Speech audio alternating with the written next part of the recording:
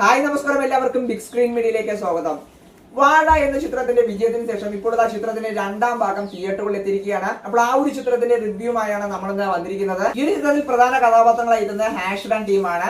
നമുക്കെല്ലാം അറിയാം, അവർ യൂട്യൂബിലും അതുപോലെ തന്നെ ഇൻസ്റ്റഗ്രാമിലും അത്യാവശ്യം ഫേമസ് ആയിട്ടുള്ള ആളുകളാണ്. അപ്പോൾ അവർ സിനിമയിലേക്ക് എത്തുമ്പോൾ അതിന്റെ ട്രെയിലർ എല്ലാം നന്നായിട്ടായിരുന്നു. അതുകൊണ്ട് തന്നെയാണ് നമ്മൾ ഫസ്റ്റ് ഡേ ഈ ചിത്രത്തിനായി ബുക്ക് ചെയ്തത്. ശരിക്കും പറഞ്ഞാൽ എന്നെ തീർത്തും നിരാശപ്പെടുത്തി എന്ന് തന്നെ പറയാം. കാരണം അവർ നന്നായിട്ട് പെർഫോം ചെയ്തിട്ടുണ്ട് എങ്കിൽ പോലും നമ്മൾ ആദ്യ ഭാഗത്തിൽ എന്താണോ കണ്ടത് അതിന്റെ ഒരു ആവർത്തനം തന്നെയാണ് വാഴ 2 എന്ന് പറയുന്നത്.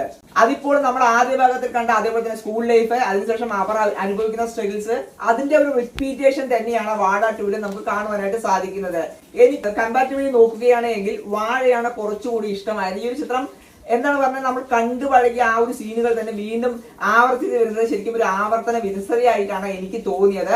അതുപോലെ തന്നെ ഇമോഷണൽ ആയിട്ടുള്ള കണക്ഷൻ, അതായത് ഫസ്റ്റ് ഭാഗത്തിലേക്ക് നോക്കുകയാണെങ്കിൽ അച്ഛനും മകനും തമ്മിലുള്ള കോമ്പിനേഷൻ സീനുകൾ നല്ല രീതിയിൽ വർക്ക്ഔട്ട് ആയിരുന്നു. പക്ഷെ ഇതിലേക്ക് വരുമ്പോൾ ആ ഒരു എമോഷണൽ കണക്ഷൻ നമുക്ക് എവിടെയും ഫീൽ ചെയ്യുന്നില്ല.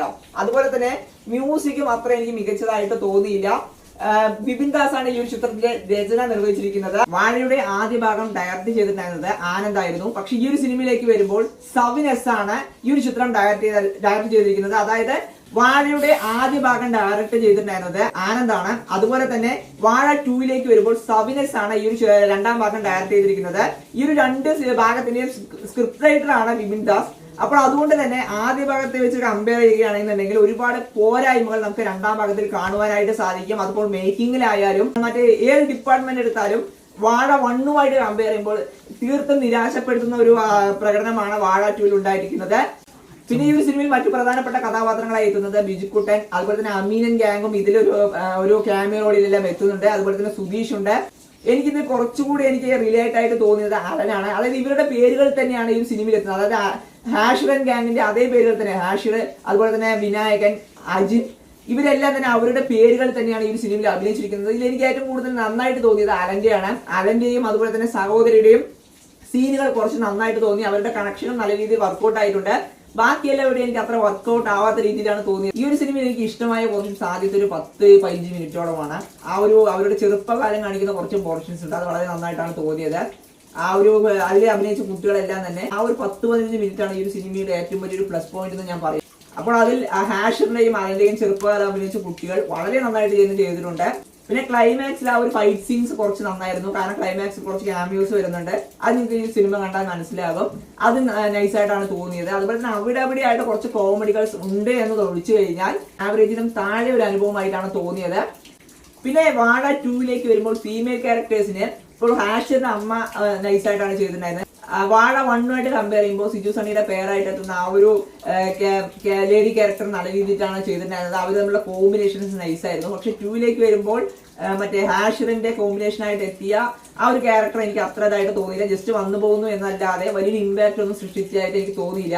അതുപോലെ തന്നെ ഈ ഒരു സിനിമയിൽ ഒരുപാട് ഡബിൾ മീനിങ്ങുകൾ ഉണ്ട്. ശരിക്കും അതൊരു ഫോഴ്സ്ഡ് ആയിട്ടാണ് തോന്നിയത്. അതുകൊണ്ട് തന്നെയാണ് തോന്നുന്നു US സർട്ടിഫിക്കറ്റ് ഈ ഒരു സിനിമയ്ക്ക് ലഭിച്ചതും. ഒരുപാട് ദ്വയാർത്ഥ പ്രയോഗങ്ങൾ, അതുപോലെ തന്നെ അനാവശ്യമായിട്ട് ഒരുപാട് ഫോഴ്സ്ഡ് ആയിട്ടാണ് ഇതിൽ ഉപയോഗിച്ചിരിക്കുന്നത്. വാഴയിലേക്ക് വരുമ്പോൾ അങ്ങനെയുള്ള സീനുകൾ കുറവായിരുന്നു.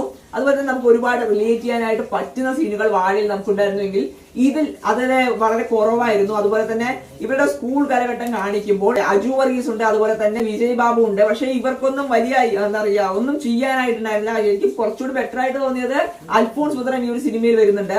അദ്ദേഹത്തിന്റെ ക്യാരക്ടർ കുറച്ച് നന്നായിട്ട് തോന്നി. അതായത് ഫസ്റ്റ് ഭാഗത്തിൽ ബേസിൽ ജോസഫാണ് പോലീസ് ഉദ്യോഗസ്ഥനായി എത്തുന്നതെങ്കിൽ ഇതിലേക്ക് വരുമ്പോൾ അൽഫോൺസ് പുത്രനാണ് വരുന്നത്.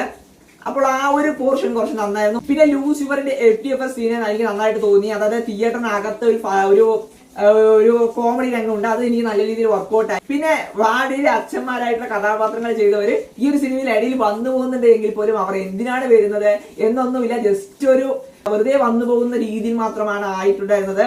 ഇതിലെന്ന് പറഞ്ഞു കഴിഞ്ഞാൽ +2 എല്ലാം കുറച്ചുപേര് ജയിക്കുന്നുണ്ട്, കുറച്ചുപേർ തോക്കുന്നുണ്ട്. അപ്പോൾ ചിലവർ ഗൾഫിലേക്ക് പോകുന്നു, മറ്റു ചിലർ UK പോകുന്നു. അപ്പോൾ അവിടെ അവർ അനുഭവിക്കുന്ന കഷ്ടങ്ങളും കാര്യങ്ങളൊക്കെയാണ് പിന്നെ ഇതിന്റെ രണ്ടാം ഭാഗത്തിൽ കാണിക്കുന്നത്. എനിക്ക് ആദ്യ ഭാഗത്തേക്കാൾ കുറച്ചുകൂടി, അതായത് ഫസ്റ്റ് ഹാഫിനേക്കാൾ കുറച്ചുകൂടി നന്നായിട്ട് തോന്നിയത് സെക്കൻഡ് ഹാഫാണ്. സെക്കൻഡ് ഹാഫ് കുറച്ചുകൂടി നല്ല രീതിയിൽ എടുത്തിട്ടുണ്ട്.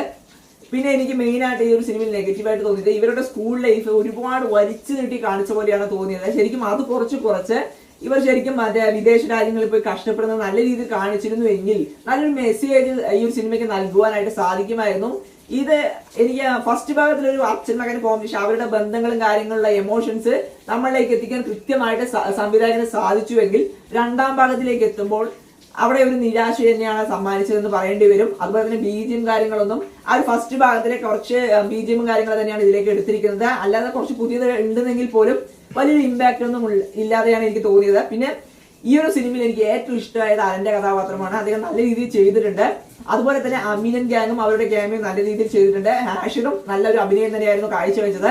ബാക്കിയുള്ള അച്ഛൻ കഥാപാത്രങ്ങളായ സുധീഷ്, അതുപോലെ തന്നെ ചിക്കുട്ടൻ എന്നിവർക്ക് റോളുകൾ ഉണ്ട് എങ്കിൽ പോലും അവർക്ക് ജസ്റ്റ് ആ ഒരു കഥാപാത്രങ്ങൾ ചെയ്യുക എന്നതിലുപരി വലുതായിട്ടുള്ളൊരു ഇമ്പാക്ട് ഒന്നും സൃഷ്ടിക്കാനായിട്ട് സാധിച്ചിട്ടില്ല. പിന്നെ ഈ ഒരു സിനിമയുടെ കഥ നടക്കുന്ന കാലഘട്ടം 2019 അപ്പോൾ ആ ഒരു കാലഘട്ടത്തിൽ പഴയ കാലഘട്ടത്തിലുള്ള DVD പ്ലെയറിന്റെ ആ ഒരു കോമഡികളൊക്കെ എടുത്തിട്ട് വരുന്നത് ശരിക്കും വളരെ ക്രിഞ്ചായിട്ടാണ് തോന്നിയത്. ഒരു ഫോഴ്സ്ഡ് ആയിട്ടാണ് എനിക്ക് അനുഭവപ്പെട്ടത്.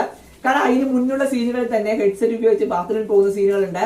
അപ്പോൾ അതുകൊണ്ട് തന്നെ ഈ ഒരു സീനെല്ലാം കുത്തിക്കയറ്റേണ്ട യാതൊരുവിധ ആവശ്യവും ഉണ്ടായിരുന്നില്ല. അപ്പോൾ എനിക്ക് വാഴ 1 കമ്പയർ ചെയ്യുമ്പോൾ ഒരു ശരിക്കും നിരാശയാണ് സമ്മാനിച്ചത്. അപ്പോൾ ഇതിനെക്കുറിച്ചുള്ള നിങ്ങളുടെ അഭിപ്രായം തീർച്ചയായും കമന്റ് ബോക്സിൽ ഒന്ന് രേഖപ്പെടുത്തുക. അപ്പോൾ ഇത്രയുള്ള ഫ്രണ്ട്സ്, ഇതുപോലെ ഇൻട്രസ്റ്റിംഗ് ആയിട്ട് ഒരു വീഡിയോ ആയി കാണാം. ബൈ.